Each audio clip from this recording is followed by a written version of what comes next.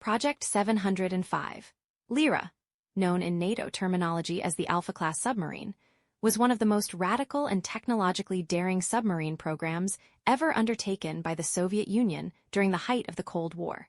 Conceived as a response to the growing strategic importance of fast, stealthy underwater interception platforms capable of countering Western naval superiority, especially that of the NATO.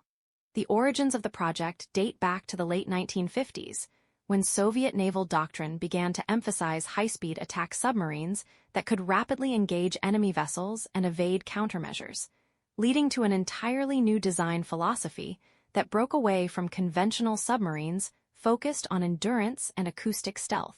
instead prioritizing raw speed, maneuverability, and technological innovation. To achieve these ambitious goals, Soviet engineers adopted a titanium hull, an extremely expensive and difficult material to work with, which nonetheless provided exceptional strength-to-weight ratio, corrosion resistance, and the ability to withstand deep diving pressures, allowing the Lira to reach depths significantly greater than most contemporaries while maintaining structural integrity and reducing magnetic signature, which also made it harder to detect by certain sensors.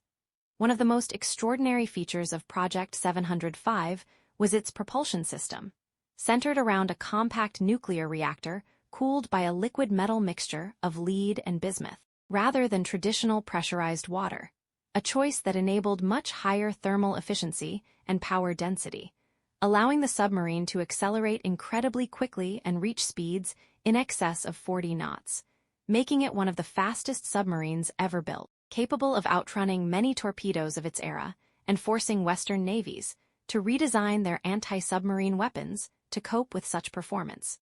However, this advanced reactor design introduced severe operational challenges, as the liquid metal coolant would solidify if not kept at high temperatures, requiring constant heating even when the submarine was docked, which complicated maintenance and increased logistical demands, often necessitating specialized infrastructure and highly trained personnel. Another groundbreaking aspect of the Lira was its unprecedented level of onboard automation,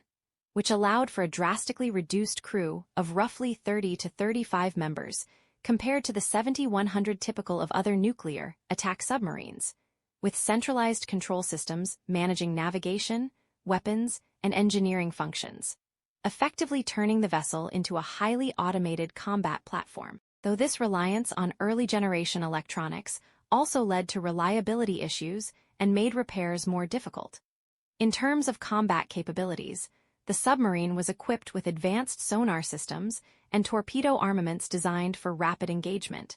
and its extreme speed and agility allowed it to perform hit-and-run tactics, quickly changing depth and direction to evade detection or incoming threats, making it particularly suited for intercepting carrier strike groups or tracking high-value naval assets. Despite its impressive capabilities, Project 705 was plagued by high production costs, technical complexity, and maintenance difficulties, which limited the number of units built and reduced their operational availability, ultimately leading to a relatively short service life compared to other submarine classes.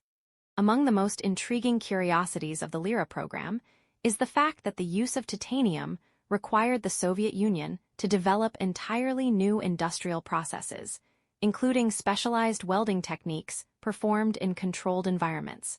as well as the strategic allocation of scarce resources to support construction. While Western intelligence agencies closely monitored the program and were initially alarmed by reports of its extraordinary speed, prompting accelerated development of faster torpedoes and improved sonar tracking methods. And in hindsight, the Alfa-class stands as a remarkable example of engineering ambition, pushing the limits of what was technologically possible at the time, yet also illustrating how extreme innovation can introduce trade-offs that ultimately constrain long-term practicality and sustainability in military systems.